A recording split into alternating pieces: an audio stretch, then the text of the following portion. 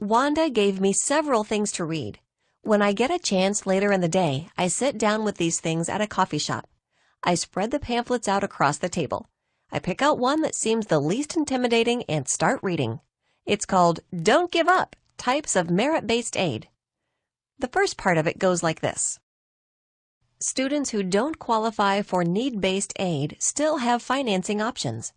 First, students may consider various non-need-based loan options. For example, the Parent Plus loan, unsubsidized Stafford loans, or private loans through banks and other financial institutions are options in this regard. Second, there are different types of merit-based aid. That is, aid granted without regard for financial need. Students can find merit-based aid in the form of awards, scholarships, and tuition waivers. The advantage of merit-based aid over loans is that merit-based aid does not require repayment. The disadvantage, of course, is that merit-based aid is naturally based on merit. But let's look at the question of merit and see what kinds of qualifications students might need to demonstrate to receive merit-based aid.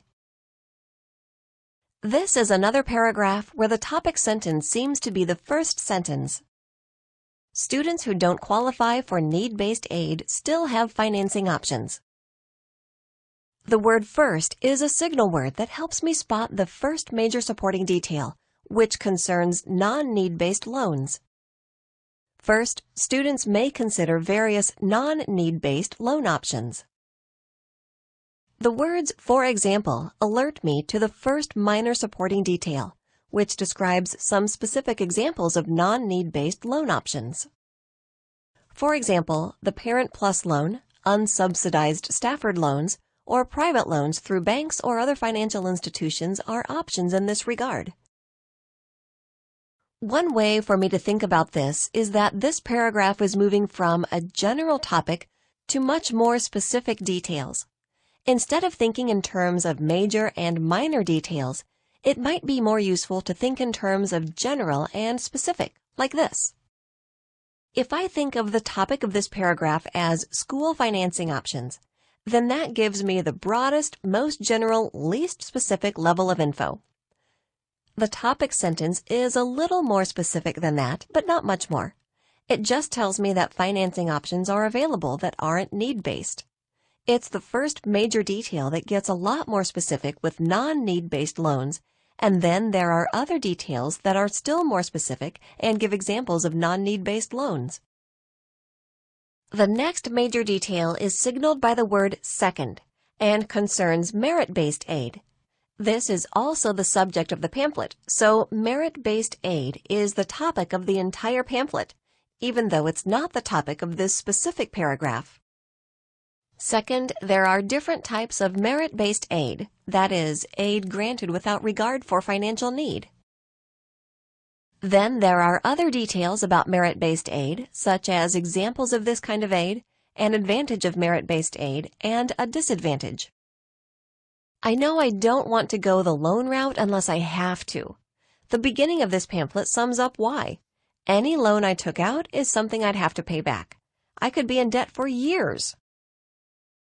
So I need to go with merit-based aid.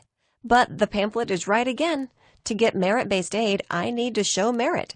I think my grades since going back to school have been pretty good, but I'm not on the dean's list or anything. And for sure, my grades from years ago during my first go at college were not good. I don't know that I can show enough academic merit to qualify for aid that way. I need to see whether there is aid available based on other qualifications that I do meet.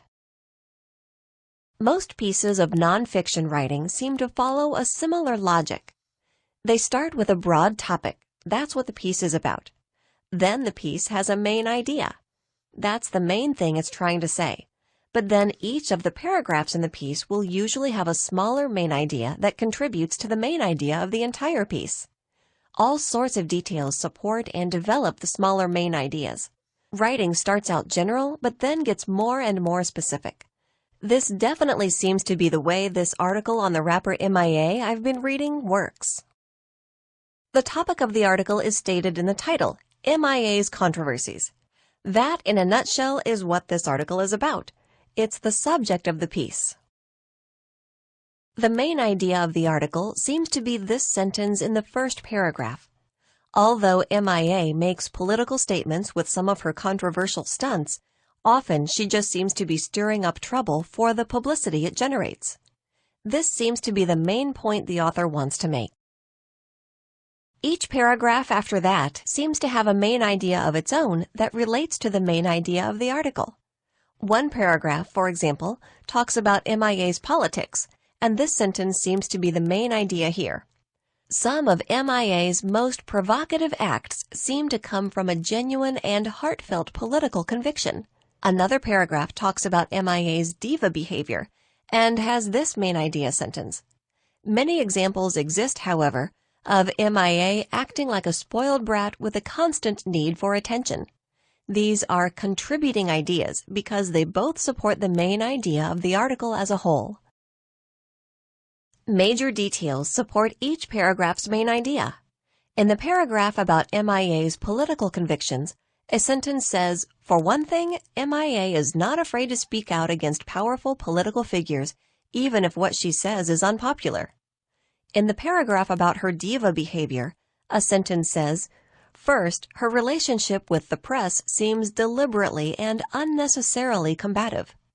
The words "for one thing" in the first example and "first" in the second are signal words alerting me to these major supporting details. Minor details develop and support the major details. The sentence about MIA speaking out against political figures is followed by this sentence. For example, in 2009, MIA publicly demanded that President Obama give his Nobel Peace Prize back. The sentence about MIA fighting with the press is followed with this sentence. An example of this is when MIA tweeted the cell phone number of a New York Times reporter with whom she was feuding. The signal words "for example" and "an example" alert me to these minor supporting details.